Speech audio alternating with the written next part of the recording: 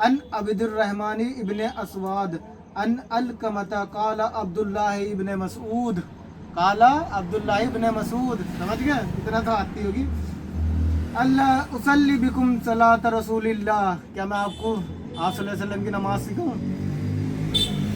सल्लल्लाहु अलैहि वसल्लम काला फसल्ला फलम यरफा यदई इल्लम रा, काला अबू दाऊद, काला अबू दाऊद, दाऊद को जानता, अबू दाऊद को इमाम है, हाँ मुहद्दिसीन भी।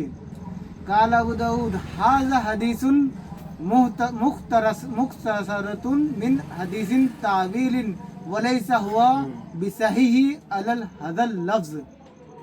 अब इसके अल्फाज उर्दू में सुनो।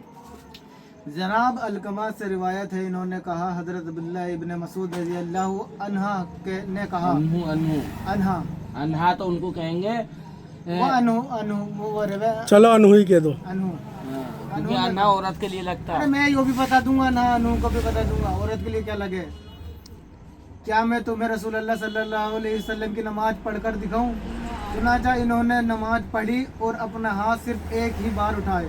इमाम अबू दाऊद रहमहुल्लाह ने कहा, यह हदीस एक लंबी हदीस है, मुख्तसर है और इन अल्फाज में ये सही नहीं है। अब इसमें बाप भी बांधा, देखो इसमें किस किस ने सही नहीं कहा।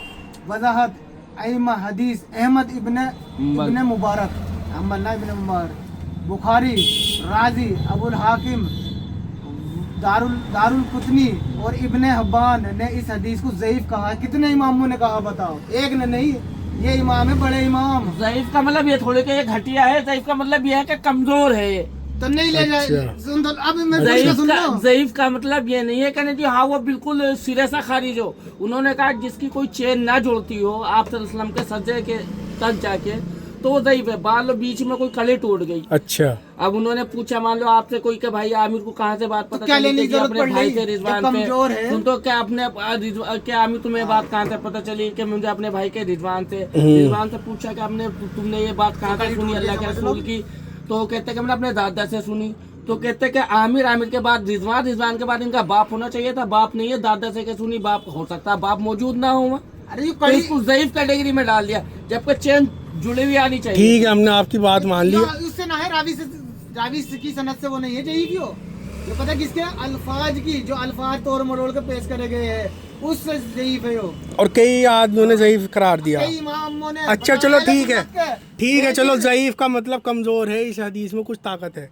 अब ये बताओ, और इसके मुकाबिल बहुत सारी हदीसें ऐसी भी तो है जिनमें साफ साफ है रफ़ा-ए-दैन करना चाहिए। तो उन्हें क्यों झुठला? अब ना भी करो क्यों, जब करने की हैगी तो सुनो, ये डिसाइड आप नहीं करोगे आमिर भाई, आप कर तो रहे, मेरा कर दिया, इमाम कर रहे हैं। इमाम साहब ये रहा, कितना बड़ा इमाम है, तुम झुठला दोगे इन इमामों को? भूल भी ना हो इन इमामों को। कामिल और आमिर भाई आप अगर रफ़ा-ए-दैन करते हो, ठीक है, मैं नहीं करता, तो ये अहमद इब्ने मुबारक, कंप्लीट हो, लेट मी कंप्लीट। इमाम आप दोनों रफ़ा-ए-दैन करते हो, मैं रफ़ा-ए-दैन नहीं करता हूँ। ये कहीं भी शर्त नहीं है कि जो रफ़ा-ए-दैन करने वाले वो जन्नत में जाएंगे। ये मैं रफ़ा-ए-दैन नहीं करता तो मैं जन्नत में नहीं जाऊंगा। मैं बिना रफ़ा-ए-दैन की नमाज पढ़ता हूँ। तो आप ये लिख के नहीं दे सकते, आपके बाप पर दादा कोई भी नहीं बता सकता कि रफ़ा-ए-दैन नहीं करता ये जन्नत में नहीं जाएगा। ये कोई मसला नहीं है। अच्छा चलो ठीक है, करना चाहिए है ना क्या रफ़ा-ए-दैन? हदीस है, मैं ये नहीं कहता गलत है। आपका दिल कर रहा हो हदीस पे अमल हो जाएगा, ना करने वाली पे भी कर लो, करने वाली पे भी कर लो, कोई इतना बड़ा इशू नहीं है। ये रही हदीस, ये रही जी हदीस। कितने बड़े बड़े इमामों ने कहा। मैं इमाम का नाम सुना देता हूँ आपको। यो तारीख की जो 2 किताबें हैं ना, उनमें मशहूर है सुनन तिरमिजी सलात 779-257 पे, सुनन निसाई अल फतह अल तकसीम और जी तकफतुल ऐसराफ वक़द अखरीजा मुस्नद अहमद। देखो कितनी बड़ी हदीस है। अच्छा आमिर भाई, मैं आपसे एक छोटा सा सवाल ये मालूम करना चाहता हूँ। फिर हम भी करेंगे एक सवाल। हाँ ठीक है, आप भी करना, जवाब देना पड़ेगा। हाँ ठीक है, मैं एक सवाल ये मालूम करना चाहता हूँ। जो अबू दाऊद की इन्होंने हदीस बयान करी कि अबू दाऊद में जो है ये हदीस बयान करी, अबू दाऊद ने इस पे वो लगाया, क्या फतवा दिया ज़ईफ का अबू दाऊद ने। तो मैं सुनो, ये जितने भी इमाम हैं जिन्होंने फतवे दिए हैं, मुहद्दिसीन हैं, और जितने भी ये इम्मा हैं इन्होंने ज़ईफ को करार दिया।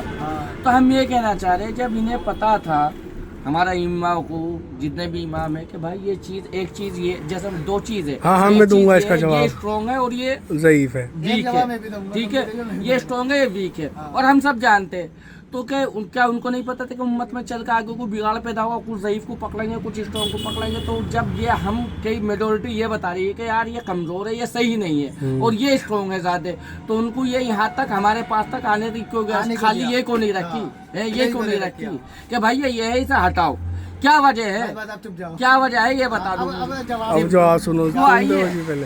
हाँ अब जवाब हम देते हैं। एक है 24 कैरेट गोल्ड और एक है मिलावटी, ठीक है। अब आपके सामने 24 कैरेट रखेंगे तो आप कैसे ये उस पर वो कर लोगे कि हाँ ये सही है, ये खरा सोना है, या जब तक उसकी नकलियत को सामने नहीं रखने को तो कैसे परखोगे उसे ये 24 कैरेट है। भाई साहब उस पे साफ साफ गोल्ड। आमिर भाई सुनो आमिर भाई, हर किसी गोल्ड पे 18 कैरेट, 22 कैरेट, 23 कैरेट, 24 कैरेट लिखा रहता है। और ये बता रहा है कि भाई ठीक है, हमें सबको पता कि यार हर कोई जानता है इस चीज को कि 24 कैरेट का। खत्म कर दोगे तुम कैसे जान लोगे कि ये 24 कैरेट का, 24 कैरेट का वो उसकी लिखा हुआ बता रहा है कि 24 कैरेट का। बुंदे पे भी लिखा रहे, लौंग पे भी लिखा रहे, बिस्किट पे लिखा रहे बस। तो मैं बता तो रहा हूँ भाई, बुंदे पे कैसे लिख दोगे, लौंग पे कैसे लिख दोगे, नाक की लौंग पे 24 कैरेट लिख दोगे तुम उस पर। जवाब तो हमारा था। तुम जो बिल लोगे उसके जो बिल लोगे वो देगा ना प्रमाण इस चीज का। मैं तो झूठा बिल दे रही हूँ तुम्हें, जो होगा यहाँ सुनार वो झूठा देते रहे भाई साहब। तुम लोग लेने जाओ, अंगूठी लेने जाओ, खुद के जगह कि भैया ये इसकी हॉलमार्क क्या है, हॉलमार्क पड़ा रहता है। तो तुम मान लोगे किसी की बात? हॉलमार्क पड़ा रहता है नहीं पड़ा? अच्छा एक बात बताओ मेरी, जिन्होंने हदीस को जो सोना बना रही है उन्होंने कह दिया हाँ जो नकली हो असली, ठीक है। जिन्होंने हदीस लिखी हुई कह दी असली हो नकली। देखो मैं एक चीज और बताऊं तुम्हें, पेट भी तो करते हैं भाई। मिसिस कितनी साहबाओं के बाद कितना इसमें जो है बिगाड़ पैदा किया गया, बहुत ज्यादा। सामने वाले की सुनने की हिम्मत ताकत रखा करो। कल को अगर ये हदीस आती किसी के जरिए इमाम दाऊद चले गए, मेरी बात सुनो, तो चले गए, इंतकाल हो गया उनका, फिर ये हदीस बाद में आई तो उसका सही गलत का साबित कौन करता? फिर तो वो सही हो जाती है हदीस। एक मिनट उन्होंने परखने के लिए वो डाल ली अपनी किताब में, इसलिए लिखी है कि कल को अगर ये कोई राफजी खारजी साबित करे ना ये हदीस सही है तो तुम ना इसे परखो इससे। अब जो ये हदीस जिसको तुम ये कह रहे कि ये सुनो मेरी तो सुन लो, मुझे तो बोलने देना रे। अब जो ये हदीस जिसको तुम कहते हो कि ज़ईफ है, ये इंसानों की गलती है। खातमुल मासूमुल खता सिर्फ अंबिया होते हैं, बाकी सारे इंसानों से गलती होती है। बाय चांस जिस हदीस को तुम ज़ईफ बता रहे हो और वो अल्लाह के नजदीक जाके जब इसी चीज को लेके बहस हो गई अल्लाह के नजदीक जाके तो वो सही हो गई, फिर क्या करोगे? अभी मेरी बात सुनो, मेरी बात क्या करोगे? मेरी बात सुनो, यो जो ना दीन इस्लाम जो हमारा हो, तुम जैसे पढ़े लिखो जाहिलों के ऊपर ना फैल रहे हो, पहली चीज तो। और दूसरी चीज जो सच्चा और अच्छा मजहब ही है हो। अब ये हदीस ज़ईफ क्यों लिखी गई? ज़ईफ हदीस इसीलिए लिखी गई, कुछ उलमाओं से मिली, मान लो या कि हाँ भाई जैसे तुम अभी बता रहे थे आमिर से मिली, रिजवान को सुनो, हो सकता है सही हो लेकिन इसकी चेन नहीं मिल रही। चलो ठीक है तुम्हारी मान ली, हो सकता है सही हो सकता है सही हो सकता है सही है, नहीं मिल रही। तो भाई हम हदीस को छुपाने के तो सुन तो लो लकड़ी, हदीस को छुपाने के। अब तो अब मेरी तो सुन लो, हदीस सही और हमें सजा तो मेरी मान दो।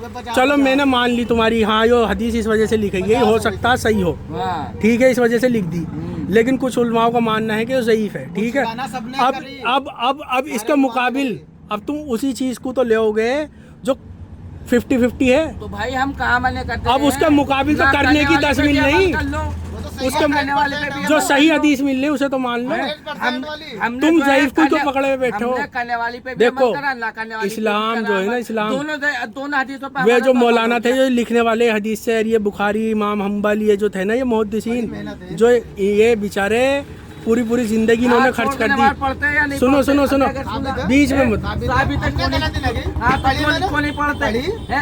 अब तो ऐसे ही पढ़ तो भाई तरीके स्टेप बाय स्टेप चेंज होते रहता, हाथ छोड़ने की। अच्छा चलो बांधने की वीडियो लंबी हो जाएगी, बस मैं कह रहा हूँ बस एक बात छोड़ के भी नमाज पढ़ सकते हैं। चलो तुमने पढ़ी, मानना इन्होंने वो कह रहे हैं पढ़ी तो ऐसे ही हमने रफ़े देन कर अब नहीं करता। इसका मतलब ये थोड़ी के सारी नमाज आज की मौजूदा हालात तो फिर टाइम में यही तो कह रहा हूँ, मान लो ना, मान लो तो सही है, हाथ छोड़ने वाली तो जब हाथ छोड़ने वाली है तो फिर एक ही अपनाओ ना, कौन सी अपनाओगे? कभी कभी सुन्नत पर अमल करना चाहिए। तुमने वो हदीस तो सुनी? हम भी तो यही कह रहे हैं कि ना करने वाले तुमने पे तो भी अमल लगातार करो, छोड़ करने दिया, वाले पे भी अमल तुमने तो करिए। लगातार छोड़ दिया। करना ना करने पे बिगाड़ पे दो। अब मुझे ये बताओ, फिर सिर्फ तुम्हारी एक बात बिलीव कर रहा है मैं, जब हाथ छोड़ के भी नमाज पढ़ने वाली है और हाथ के तो मेरी बात का जवाब ना दे रहे यार, ये फिर वीडियो हम लंबी कैसे होती जा करें? रही है। दोनों में कौन सी डिसाइड करा? हाथ दोनों छोड़ने सही वाली है, पढ़े दोनों सही है। तो ऐसे ही मैं कह रहा दोनों वो सही तो है, ना यही- करने वाली भी वो तो ज़ईफ मिल रही, उससे कमजोर मिल रही। कमजोर। बड़े इमामों कमजोर पे- कुछ नहीं होता, बड़े सिर्फ इमामों उनको पे- एक आमिर भाई कमजोर बड़े कुछ नहीं इमामों पे होता। तलकीन कर रहे हैं भाई साहब, जो 1500 साल बाद आए हैं, जिन्हें हगने का, मूतने का, इस्तंजे का भी नहीं पता, वे बड़े इमामों के तलकीन कर रहे हैं।